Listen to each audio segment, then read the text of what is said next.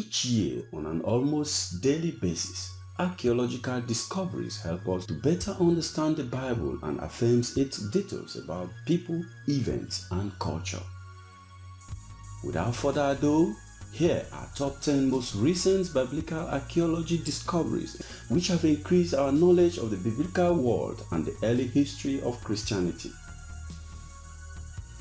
But before then, if you are interested in ancient history, mythology, and other mysteries around the world, kindly subscribe to this channel and enable notifications so that you will not miss any updates. Thank you.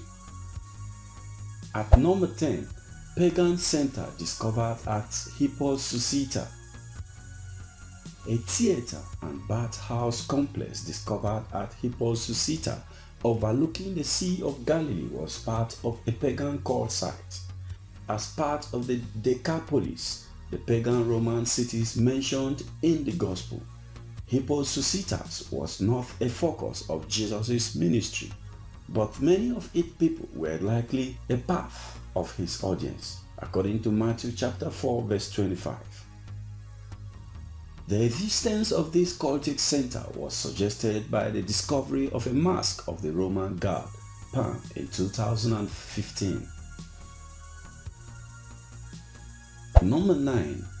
Byzantine Church mosaics found.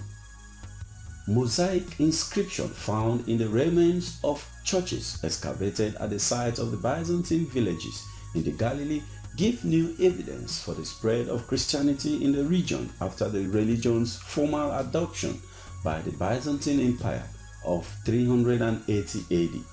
The mosaics date to the 4th and the 5th centuries. One includes mentions of a woman who was a donor to the church construction. This is a clear evidence for the prominent role of women in the history of the early church. Then, just last week, the discovery of another was announced, drawing more attention to how Christianity spread. Number 8. Augustus Temple altar at Caesarea. Recent excavations at Caesarea Maritima found the base of an altar that stood near the entrance of a temple dedicated to Augustus Caesar that was built by King Herod.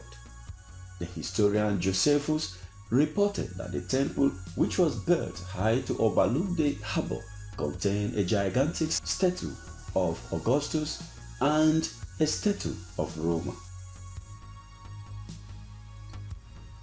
Beneath the level of the altar, archaeologists found two large halls and the remains of a large staircase similar in construction to the architecture around the Temple Mount in Jerusalem. A church was later built on the site of the temple during the Byzantine period.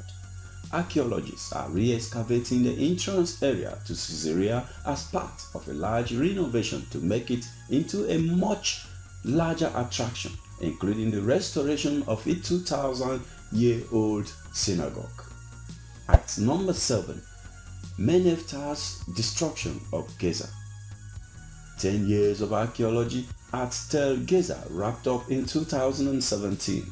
Archaeologist Stephen Otis of Southwestern Baptist Seminary and Sam Wolf of the Israel Antiquity Authority reported a clear sequence of occupations and destruction dating from the time of the Egyptian pharaoh Nefertari, who lived in the 13th century BC, to the Assyrian conquest of the 8th century BC. The Nefertari destruction affirms the inscription on the Nefertari stele in the Cairo Museum, which states, "Giza has been captured. Yanwan is made non-existent. Israel is laid west and his seed is north." Another destruction level corresponds to the biblical account of a pharaoh who captured the city and gave it as dowry for his daughter, who became one of King Solomon's wives, according to 1 Kings chapter 9 verse 16. Number 6. 12th Dead Sea Scrolls cave confirmed. 70 years after the first discovery of Dead Sea Scrolls in caves overlooking the famous body of water, archaeologists identified one more cave where scroll materials had been stored. a careful reinvestigation of Qumran Cave 53 by a team led by Randall Price of Liberty University and Oren Gottfeld of Hebrew University found broken pottery of the type that had been used to store scrolls. In the remains of one pot, they found a scrap of a rolled papyrus but with no writing on it. The archaeologists also found 1950s era pickaxes in the back of the cave, indicating it had been looted many years ago. Number 5. Seal Impressions and Torah Redating in City of David. The City of David, the oldest area of Jerusalem, continues to reveal new details of life in biblical times. In September, the IAA exhibited for the first time a collection of clay seal impressions known as bulle, which came from various excavations. The clay seals date from roughly the time of King Hezekiah of 700 BC to the end of the Judean monarchy of 586 BC. One of the seals bears the name of Achiel ben Menachem, which suggests a connection to two kings of the northern kingdom, Ahab and Menachem. Archaeologists believe this is evidence that refugees from the northern kingdom of Israel find their way into senior positions in the southern kingdom of Judea. Meanwhile, a tower guarding the Gihon spring in the Kidron Valley may not be as old as archaeologists had believed. When originally excavated a number of years ago, it was dated to the Canaanite period of 1700 BC because of pottery and other findings. But an analysis of organic matter by the Weizmann Institute of Science suggests construction around 600 to 900 BC during the Judean Kingdom period. Number 4. Timnah Copper Camp dated to the time of David and Solomon. For several decades, some Bible scholars have suggested that the lack of convincing archaeological evidence raises doubt about the significance of the reign of the Old Testament kings, David and Solomon. But the evidence to support a powerful 10th century BC centralized authority based in Jerusalem has been piling up. This year, archaeologists from Tel Aviv University announced results on tests of donkey bones discovered at Timnah, a site of ancient copper mines along the Rift Valley in southern Israel. The animal waste was 3,000 years old, and the donkey's diet indicated that their feed came from near Jerusalem, another example of central power at the time of David and Solomon. At number 3, Rethinking the Identity of Bethsaida. Hometown to three of the apostles, Peter, Andrew, and Philip, Bethsaida is believed to have been located just east of the outlet of the Jordan River into the northern Sea of Galilee. But its precise location has eluded Bible scholars. Archaeologist Rami Aref of the University of Nebraska, Omaha, maintained Bethsaida was located at Et Tel, a site he has been excavating since 1987. But its distance, 2 kilometers from the current shore of the lake, has always raised questions about that identification. This year, a team led by archaeologist Mordecai Evian of Kinneret College discovered remains of a Roman-era bathhouse at Et Araj, much closer to the shore.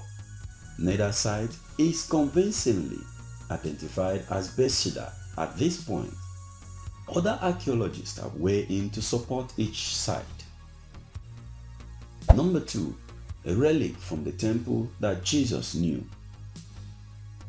Solomon's portico, a double colonnade that surrounded the temple built by Herod, came into a little sharper focus this year with the discovery of an ornamental capital from one of the tops of the columns. Discovered by the Temple Mount Sifting Project, the capital, an architectural feature which mediates between a column and the load it bears, indicates that the 41-foot column had a circumference of 30 inches at its top. Jesus is recorded visiting Solomon's portico during the Feast of Dedication, Hanukkah, in John chapter 10 verse 23, and the early church used it as a meeting place according to Acts chapter 3 verse 11 and 5 verse 12. And finally, at number 1, small Roman theater found next to the Temple Mount's western wall. Although this may not be the Jerusalem Roman theater described by the Jewish historian Josephus, it is the first example of a Roman public building discovered in Jerusalem. Its discovery highlights the centrality of the Temple Mount in Jewish history and Roman control of the Jewish holy city. The theater was discovered at the bottom of 8 excavated courses of western wall stone, 26 feet below Warren Ark and the current level of the western wall plaza. Smaller than the typical Roman theater seen today at Caesarea and Bethshean. This theater could seat about 200 people. It may have been means for entertainment or perhaps for government meetings. Its date has not been precisely determined, but IAA archaeologists believe that its construction was halted before it was finished and put into use, perhaps by the beginning of the Bar Kokhba revolt, about 100 years after the time of Christ. And as bonus points, new dating for the tomb of Jesus Christ. A final note on recent news about last year's top item. The National Geographic sponsored renovation of the traditional tomb of Jesus at the Church of the Holy Sepulchre in Jerusalem has offered new evidence that confirms the tradition linked to the site.